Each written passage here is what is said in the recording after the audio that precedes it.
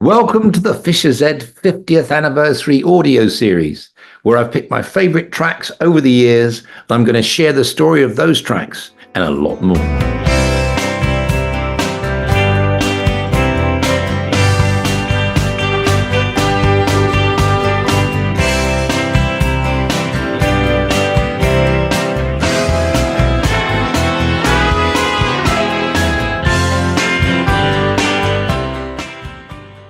Welcome to this episode of the Fischer-Z 50th anniversary audio series. I hope you enjoyed the first episode featuring John talking about the band and the lead up to Pretty Paracetamol.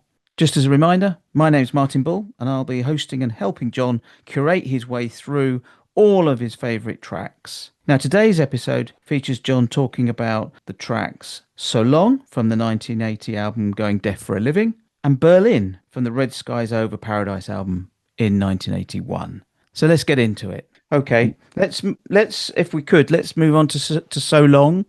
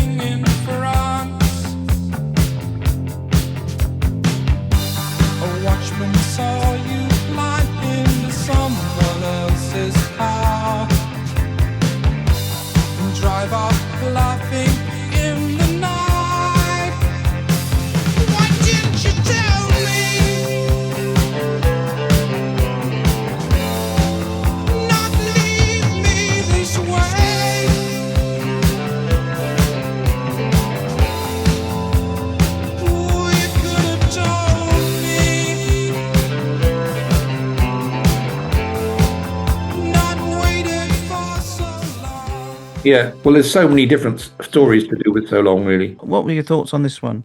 Well, the thing with So Long is it's the most Spotified, the most played song. And the main reason for that is it got the most exposure internationally. What I remember a lot about So Long, there's something funny about the way So Long's actually made. In terms of writing the So Long song, we had all the verse and the story, the narrative, which is quite funny. The narrative is essentially, everybody thought it meant my missus had left me. It took and we split up. It took 20 years for life to imitate art. And we did it split up. And because the picture, there was a passport picture of me and Irene on the front, my wife at the time, Eric's mum. They all thought we'd split up on that basis. But because it wasn't that at all. But with the song with So Long, originally, where you've got things like, where the whole song's in,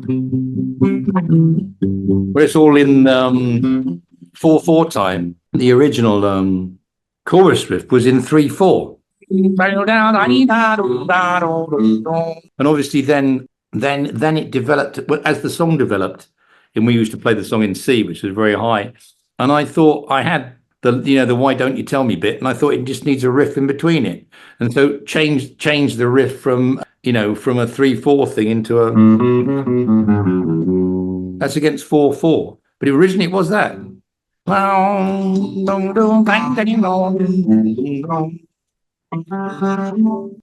can see why that resonates with you. That song. You say you can relate to it. It feels like it feels like a song that's going to be with you like forever. you And then what know? that develops into that's very funny, that when I play it solo, I can play the riff and the eights at the same time. So in solo, so we've got if you've got like where you know it's straightforward, it's all eights. But in the chorus, you I can't just play the riff because it's too naked. So you get the two things together. Okay. I think I remember you saying that It's utilizing all that stuff again. I think I remember you saying that you always thought it was a band song, and then you managed to, Oh yeah, do it as a solo like that. People really thing. like it in the solo set. Sure. Yeah, It's the dynamic. You just have to change it around. You can't just. One thing that a lot of people have, the front man suddenly comes out and plays solo gigs. And I shan't mention names, but most of them are absolutely awful because they're not solo performers. And you can't play eights all the way through a song like that. You need dynamic. And so right. you can do that. So I'm basically playing the eights and the riff at the same time. It's quite a personal song for you, lyrically. Yeah, I mean, it's not about me and my missus, but it was just it was a kind of letter that somebody, in films, when people write a letter and they, if they've left somebody, they leave an envelope up and they do this, that. When I read your letter, I couldn't believe you gone. It's just the idea of the bloke that comes and finds the letter that the woman's written. I couldn't believe you gone. I dialed your number. I tried to chase you. I asked your friend to tell me where you've gone. I hired a detective to try and find out where you were, and then the whole business. I tried to forget you. And all the rest of it. So it's the bloke discovering the envelope. But originally, what I didn't realize is that some people write song lyrics about feelings, and I always liked the idea of writing a lyric that was a little bit like a mini film. So it was that story, and then they're able to do that. What that led to, which is very important with So Long, is that was one of the first 20 videos ever to go on MTV. Which is why the Americans have heard of So Long and Nothing Else with Fischer-Z. Right, yeah. It was played to death because there wasn't much there. And it was Russell Mulcahy in the very beginning stages of his video making. The other stories associated with Fischer-Z that are very funny and associated with So Long it was the era of a nice, making videos with budgets. And all I remember, they had a Humphrey Bogart lookalike in it. And he got paid lots of money. All he had to do was go with his lip. And he had a dressing room with a star on it. I mean, some bit player and things like that. And you get super duper 5-star catering and everything and like a film industry thing, and all the makeup and everything like that. And we did, but the video holds. It's very interesting. The funny thing about it, and about the So Long video, is that both of my sons' friends have seen it, and a number of the friends think it's them because I looked like them when I was that age. Because it does, and they think that some people have thought it was Eric. It's Dylan, actually, my younger son. And they say well, because Dylan's in a band, and they're thinking, well, that song, I haven't heard you do that song live. They say, well, that's not me, that's my dad. So, right. So Long's got lots of, Irene, their mum, my ex-missus, was heavily involved she did sound, and she did a lot of the photographs and stuff, which are rare, which are turning up in the 50th anniversary stuff. And so people associated that with her and her leaving, but it wasn't a biographical thing. It wasn't an autobiographical thing. What was the journey like then between Word Salad and Going Deaf? What was that period like? Well, because at that stage when we went from doing, it was the most exciting Fischer-Z era because we were getting successful and we'd never done that before. Mm. It was getting ridiculous, from nothing to 100 miles an hour.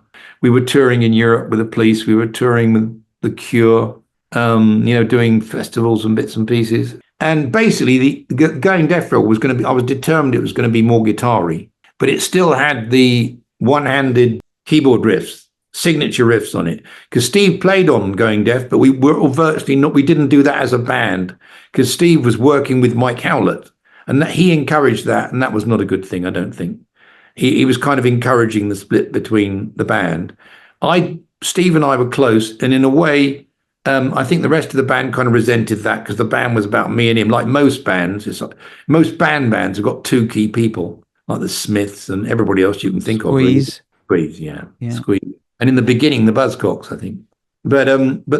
With Howard and Shelley and Steve Dilger as well. There's sort of three of them there really, but they have key people, and I think everybody else kind of resented that a bit, and then Mike Howlett kind of drove a wedge. So it was an odd time, but Steve was still represented on the Going Deaf record, definitely. But after Going Deaf, he'd gone. So we were touring as a three-piece. We toured Going Deaf as a three-piece. And like myself and Dave Graham, we were playing keyboards with our feet with Taurus pedals. But that went very well. It shouldn't have done. It went very well. If that would have failed as a three-piece, we'd have probably got Steve back. But it didn't at all. And that was because the status of the band was different. It wasn't just a band. It was very much my band with people with me. So as long as I really carried it, it worked. But it would have been better for, I don't know, in many ways. If it hadn't have worked, we'd have had Steve back as a keyboard player. Then when we did Red Skies, I played all the keys, obviously, on Red Skies. And people said, you should never have fired the keyboard player from Red Skies. I said, well, I didn't. Yeah. So when I did that, I figured, okay, with those keys, I did things that a keyboard player couldn't do because I do them all with one hand and they locked over. So you need a very good keyboard player to play it. So we got Graham Pleatham, we got a session keyboard player in to play it. And that made the Red Skies sound very big. And also there was a great continuity between, we moved naturally from Going Deaf to Red Skies because, I believed in those themes and I was playing the same sort of themes on keys that Steve would have done, really. The B-side to the song is in my view, a real gem, which is called Hiding.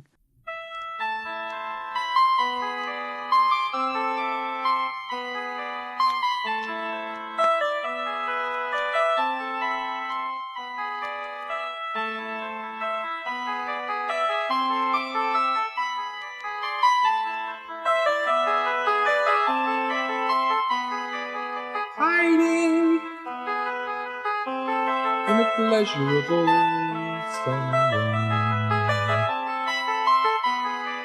hiding in some ancient refrain.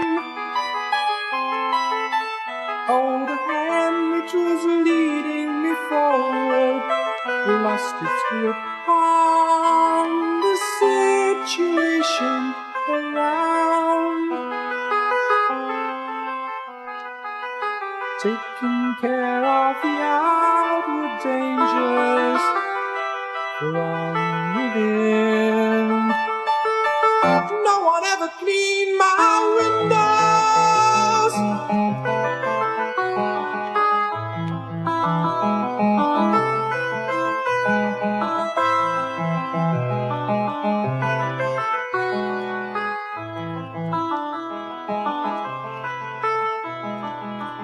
No one's ever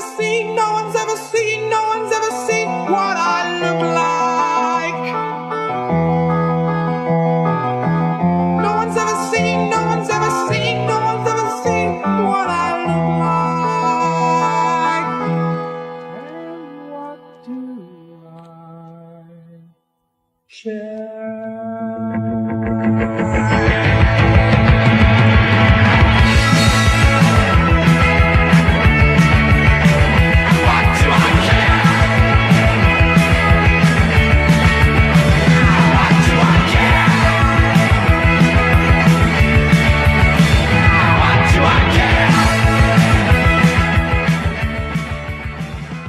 Oh, Hiding in a Pleasurable Someone. Yeah, I mean, it's a really great. So builds. I like that. I mean, what we were starting a tradition of doing the more commercial A sides and the weirder B sides. I get reminded of that sometimes. There was also, I like the idea of the lyrics being weirder as well. Yeah. All sorts of bits and pieces, and I continue that tradition with lots of things. I mean, from the title track of what I'm working on at the moment, Punkt, is very much like that as well. Yeah. Punkt, sort of limbo for the 21st century. Okay, well, so if we move into 81 then, Red Skies and Berlin, which is the track you've chosen.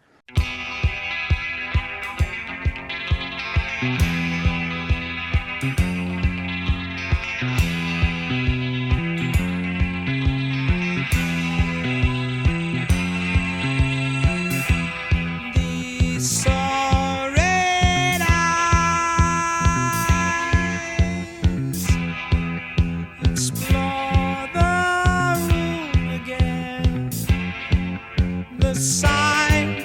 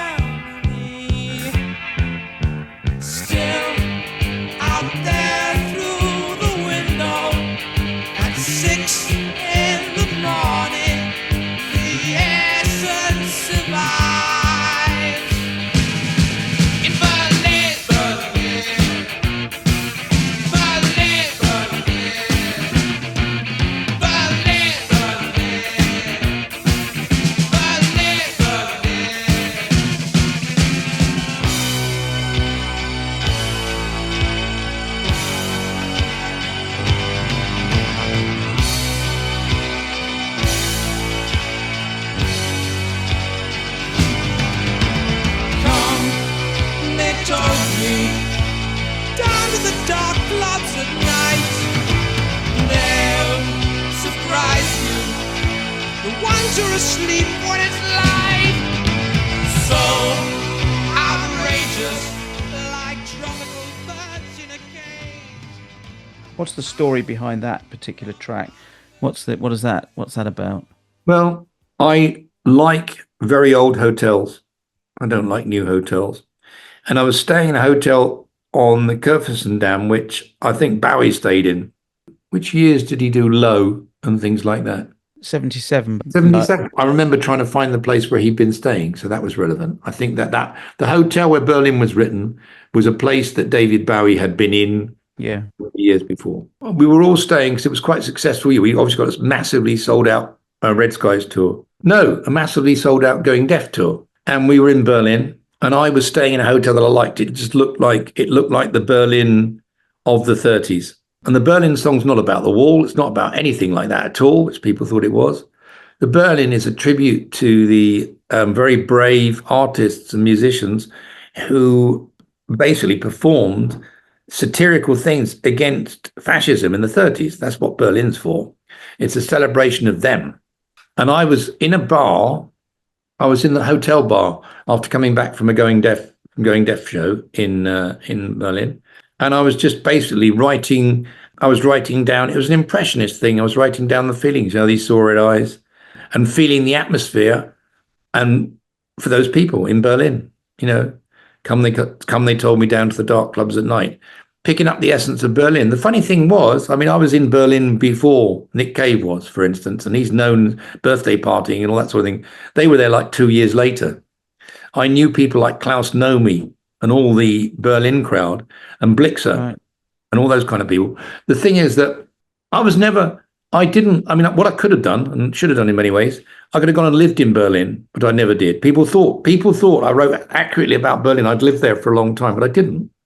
And I wasn't I was an observer of the Berlin scene at that stage, in the same way as Lou Reed was an observer. He was partly involved with Warhol and that lot, but he was an observer of it more than anything else.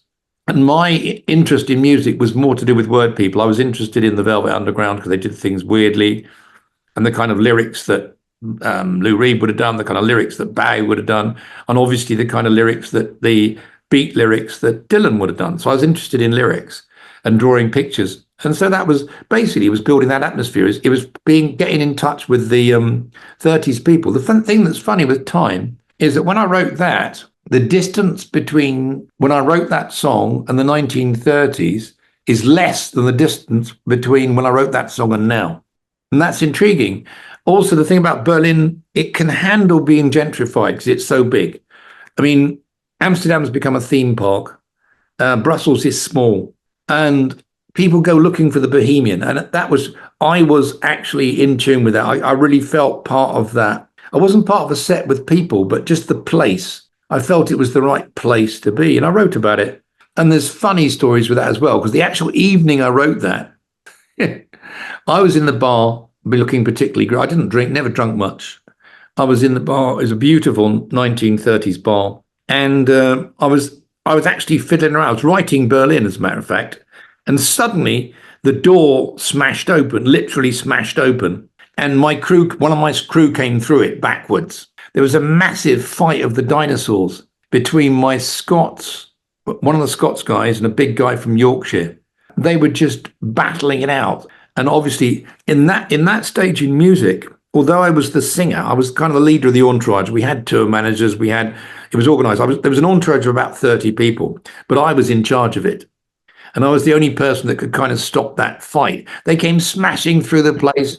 And in the end, the Glaswegian bloke stuck his room key into the bloke from Yorkshire's head. And he had the thing hanging out of his head, and they were smacking it. They did about 12,000 Deutschmarks worth of damage to the bar. And it was all going on around me. I was just watching it going on. It was like watching this mad bar fight. As you probably know, I'd worked in hospitals with psychopaths. I'm not moved by that. You probably know I was a rugby fullback. So I was not bothered by physical things. I'm very fit at that stage, not at all. That's probably what I share with Weller, actually. And I went to school with London overspill kids in Bracknell in Berkshire. And the reason my accent's like it is, I would normally have a country accent. But if I'd have kept that accent where I went to school, you'd have died. In the rugby team I was in, there were 14 skinheads and me with longer hair. and they all left school at 15 and joined the Navy or got arrested. So I had the great thing at school, and it affected my music big time, I think. I was never threatened by the punk thing. I mean, some little twat tries to put a cigarette in your leg. I mean, it's nothing compared with somebody coming at you with a broken bottle in a mental hospital. Yeah. So that was there. Anyway, I watched this fight going on. It was just funny. And then I was writing Berlin when that fight was happening. I don't know if they knew that. And in those days, it had taken us 17 hours to get into Berlin because you had to go along, all your passports got examined. And when they're on the way in, another different member of the crew had a fight, and he had a kind of bandage with blood going through it. And that delayed us for ages. People have got no idea when they go into Berlin what it was like. Also, obviously, we weren't the only bands. When I played Berlin in East Germany, before the wall came down, 174,000 people. It was the biggest East German concert everywhere. Obviously, they'd heard it because the radio couldn't be stopped by the wall. And I think you probably know I speak Russian. And I not speak it well, but I did 5 years Russian. So I actually did my interview in East Germany in Russian. When they say to me, I'm not connected with, I find it really weird. Like, for instance, when the wall came down and all the English bands went to Berlin to be part of it and everything, you think, I was actually there at a different era. I was there in the Cold War era. My translator was Honecker's translator, the leader of East Germany. And stories from that are unbelievable. And what influence did it have then? That must have influenced what you were writing. It influenced my work. But I mean, the thing is, I spend like quite a lot of time in Hamburg now, which I like. And I can't believe that I didn't. I mean, we didn't. I mean, the point was, you get the music going. It accelerated so fast. Until I was 26, we'd done 3 albums in 2 years, and it was going very well. And what I hated about it was the rock and roll aspect. I hated it. I'm not part of rock and roll. I'm part of an art world, not a rock and roll world. And so I didn't gravitate towards that. And then you get to a stage where you do that, then you start having a family and you do all sorts of bits when you're less mobile. But I mean, I've bounced around a lot. I like Paris a lot. I'm very fond of Porto in Portugal. I like places where the history is still worn on the streets. It's still actually there. Right. Paris is great because the French hate everybody else. So they protect their city much better than anybody else. So with Berlin, you've got a mixture of things. This kind of really, I could understand the culture and felt at one with that. And the 30s, identifying with the 30s Berlin. And then again, at the same time, is hilarious with this massive fight going on, smashing up the bar. The idea of the juxtaposition of those two things is really funny. Brilliant. I don't think I've ever connected that with people. I think I've mentioned I've been in the bar and I've written it, and somebody has heard about the big fight, the fight of the dinosaurs, but I don't think anybody actually clicked I was writing Berlin at the time. And are the songs connected on Red Skies, or are they? Is it like is it a concept? No, it's not a concept, but they're connected as well. They were all written. They were written. Most people sort of go home to write. They were all written on tour. Going deaf for a living. So yeah, I was reading a lot and avoiding as much as possible rock and roll done because I just thought it was so tedious. I'm not a tourist either. Like some people work out if they're playing in, I don't know, if they're playing in Vienna, they've worked out the 12 places they're going to go and see and visit. Then they go to the record shop and they do that. I don't do that. I tend to go, like, for instance, there's lots of songs about that.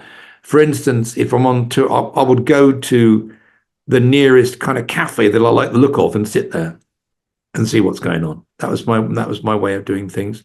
My early work was criticised as being journalese rather than, an observer journalist rather than getting inside songs.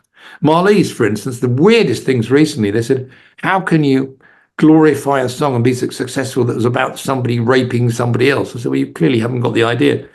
Because, with Marlies, it was just the idea that he was a photographer that had been falsely accused of molesting a film star. And he just came back came back and said, look, and he just came back and complained. He didn't do anything to her. But that was a story from a newspaper article. Things like Berlin was my experience of that place. Red Skies Over Paradise was about having an ice cream in the park in Brighton and thinking about how long a nuclear explosion would take to affect the ice cream from London. Italian to Strangers is so relevant to what's going on. There's still loads of people moving around. It's about refugees. I mean, it's still there. I mean, the most universal song that I love doing is Further From Love. And which Peter Gabriel sung on, and that song is just so relevant. That was written in 1990, and it's what's going on now. And it's funny, the Red Skies ethos. I was like everybody else was anti-nuclear. There were this, that, and the other. I was not so much anti-nuclear as observing what was going on. And I come from a military family, so this whole nonsense that's going on at the moment. They're trying to scare people, and there's going to be another nuclear war. People are not honest. They want to increase their budgets for the military. That's what they want to do. But the imagined threat is just ridiculous.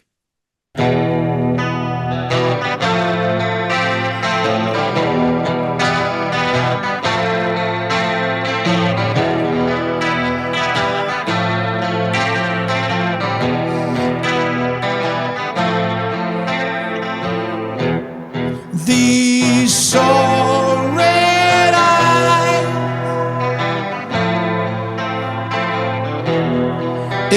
explore my room again. The sign pictures of film stars who came here in eras, the new of no war.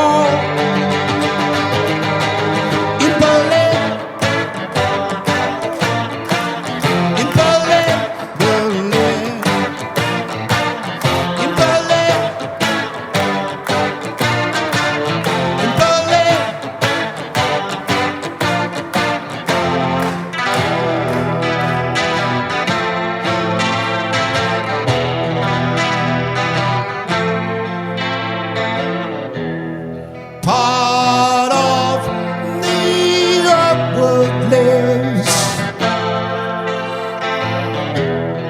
on this island in Germany,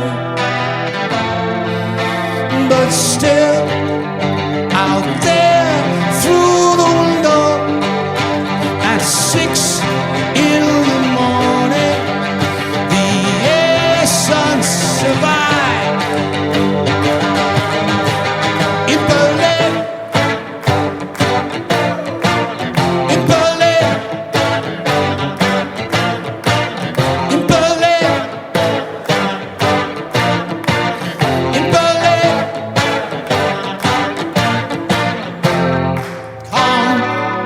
They took me down to the dark clubs at night.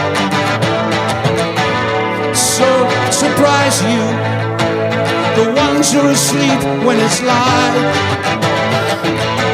So outrageous, like tropical birds in a cage, out from underneath their stone.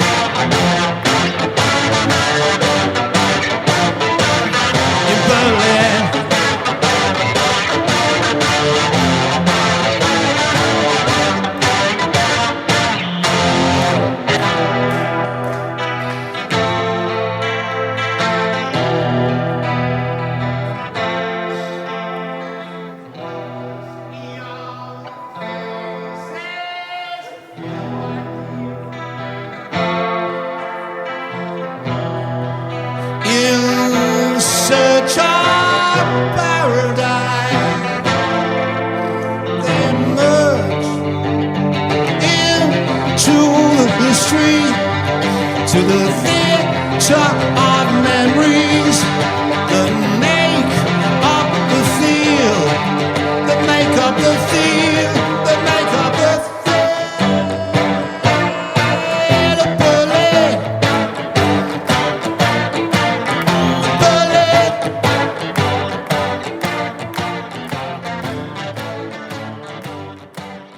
Thank you for listening to the Fischer-Z 50th anniversary audio series. I hope you enjoyed it. Look out for the next episode. Thanks, John, for those brilliant stories.